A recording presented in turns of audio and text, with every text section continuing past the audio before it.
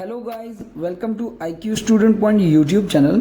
आज के इस सेशन में हम जानेंगे कि असाइनमेंट बेस्ड इवैल्यूएशन के स्टूडेंट्स को कितने मार्क्स मिल सकते हैं एक सब्जेक्ट में, एंड क्या असाइनमेंट बेस्ड इवैल्यूएशन में बैक आने के भी चांसेस हैं क्या।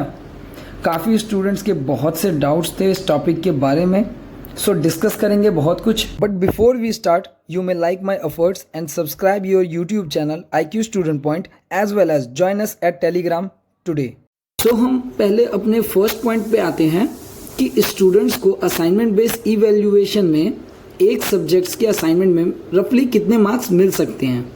बट ये जानने से पहले हमें कुछ बेसिक बातें पता होनी चाहिए। आई होप आपको कुछ बेसिक बातें पता होंगी कि स्टूडेंट्स को एक असाइनमेंट में मैक्सिमम 2 क्वेश्चंस अटेम्प्ट करने थे। एक क्वेश्चन 50 मार्क्स का था, मीन्स 2 क्वेश्चन 100 मार्क्स के थे।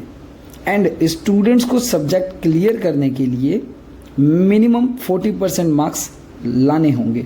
आपने अपने असाइनमेंट में कंप्लीटली 2 क्वेश्चंस अटेम्प्ट किया होगा, या 1.5 क्वेश्चंस अटेम्प्ट किया होगा, या ओनली 1 क्वेश्चन अटेम्प्ट किया होगा, या फिर लेस देन 1 क्वेश्चन अटेम्प्ट किया होगा। ये बेसिक 4 सिचुएशंस हैं यहाँ पे। वैसे यहाँ पर कुछ और भी फैक्टर्स हैं जिन पे आपके मार्क्स डिपेंड करेंगे, like writing, answer content and pattern of answer writing. But मैं आपको एक एस्टिमेटेड एवरेज मार्क्स बताऊंगा, उसी के आसपास मार्क्स आने के चांसेस होंगे। सो अगर आपने दोनों क्वेश्चन प्रॉपरली अटेम्प्ट किया है तो आपको अराउंड 70% मार्क्स मिल सकते हैं। बट अब आप ये कहेंगे कि आपने तो दोनों क्वेश्चन अटेम्प्ट किया है एंड आंसर भी बहुत अच्छा लिखा है, मिस्टेक्स भी बिल्कुल नहीं किया है, देन 70% मार्क्स ही क्यों आएंगे। फर्स्ट थिंग मैं आपको बता दूं कि मैंने एक एस्टिमेटेड एवरेज मार्क्स बताया है। थोड़े बहुत मार्क्स इससे ऊपर भी जा सकते हैं एंड थोड़े बहुत मार्क्स इससे नीचे भी आ सकते हैं। Then second thing, teacher to teacher भी कुछ मार्क्स डिपेंड करता है उनके चेकिंग स्टाइल पे। And most important thing, DU का एक रिकॉर्ड है कि बहुत ही रेयरली स्टूडेंट्स को फुल मार्क्स मिलते हैं, इवन बहुत अच्छे एंड क्वालिटी आंसर के बाद भी। आपने ये नोट भी किया होगा। एंड अगर आपने 1.5 क्वेश्चन ही अटेम्प्ट किया है, मीन्स 2 क्वेश्चन कंप्लीटली अटेम्प्ट नहीं कर पाए, देन आपको रफली 50% के आसपास मार्क्स मिल जाएंगे।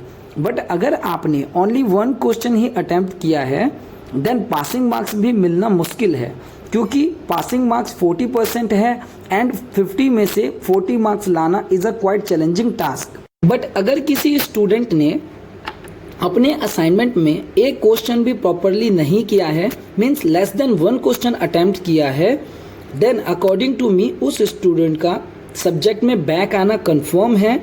सो कंक्लूजन ये है कि अगर आपने दोनों क्वेश्चंस प्रॉपरली अटेम्प्ट किया है, देन 99% चांसेस हैं कि आप पास हो जाएंगे, सब्जेक्ट क्लियर हो जाएगा। बट अब आपके माइंड में आएगा कि 1% में क्या है जो हम पास नहीं हो सकते हैं। मैं स्टार्टिंग में इसी 1% की बात कर रहा था कि क्या असाइनमेंट बेस्ड इवैल्यूएशन में स्टूडेंट्स के बैक आने के भी चांसेस हैं क्या। सो कुछ बेसिक फैक्टर्स हैं जिनकी वजह से स्टूडेंट्स के बैक आने के भी चांसेस हैं। सो फर्स्ट पॉइंट, अगर आपका PDF क्लियरली विजुअल नहीं है, देन आप खुद सोचो कि आपको मार्क्स कैसे मिलेंगे और आप पास कैसे होगे। कुछ स्टूडेंट्स के फ़ोन में अच्छे कैमराज नहीं थे, तो वो अच्छा PDF नहीं बना पा रहे थे। मैंने अपने टेलीग्राम के ग्रुप्स में स्टूडेंट को सजेशन भी दिया था कि आप थोड़े टाइम के लिए किसी से फ़ोन बोरो कर लें एंड PDF बना के उनको वापस दे दें। ये जस्ट 10 मिनट्स का काम था। फिर कई स्टूडेंट्स ने PDF को कंप्रेस करने में भी मिस्टेक किया। कुछ स्टूडेंट्स ने अपने आंसर ज़्यादा पेजेस में लिखे, इस वजह से उनके PDF का जो साइज़ है वो 10 MB से ज़्यादा हो गया था।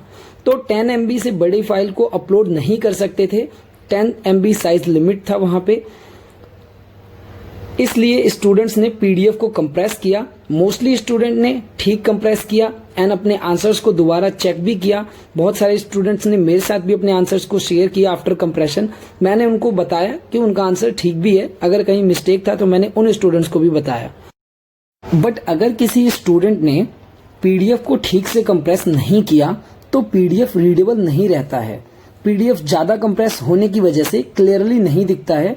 सो ऐसे केस में स्टूडेंट्स का उस पर्टिकुलर सब्जेक्ट्स में बैक आ जाएगा। एंड अगर किसी स्टूडेंट ने बाय मिस्टेक किसी सब्जेक्ट का करप्ट फाइल अपलोड कर दिया होगा तो उस स्टूडेंट को उस पर्टिकुलर सब्जेक्ट में कोई मार्क्स नहीं मिलेंगे, बिकॉज अगर पीडीएफ फाइल करप्ट होगा तो वो ओपन ही नहीं हो सकता, और अगर वो ओपन नहीं होगा तो आपको मार्क्स कैसे देन अगर किसी स्टूडेंट ने बाय मिस्टेक आंसर गलत अपलोड कर दिया होगा, लाइक हिस्ट्री फर्स्ट सेम के बदले history second sem, English A के बदले English AECC and vice versa, so इस सिचुएशन में भी स्टूडेंट को पास नहीं किया जाएगा। मीन्स उनकी बैक आ जाएगी उस पर्टिकुलर सब्जेक्ट में जिसमें उन्होंने ये मिस्टेक किया होगा। देन अगर बात करें हैंड राइटिंग या basic information like SOL roll number, name, examination roll number etcetera के गलत होने पे भी आपको प्रमोट नहीं किया जाएगा, बिकॉज आपके बेसिक इन्फॉर्मेशन ही ठीक नहीं है तो आपको मार्क्स कैसे मिलेगा। सपोज अगर किसी स्टूडेंट ने बाय मिस्टेक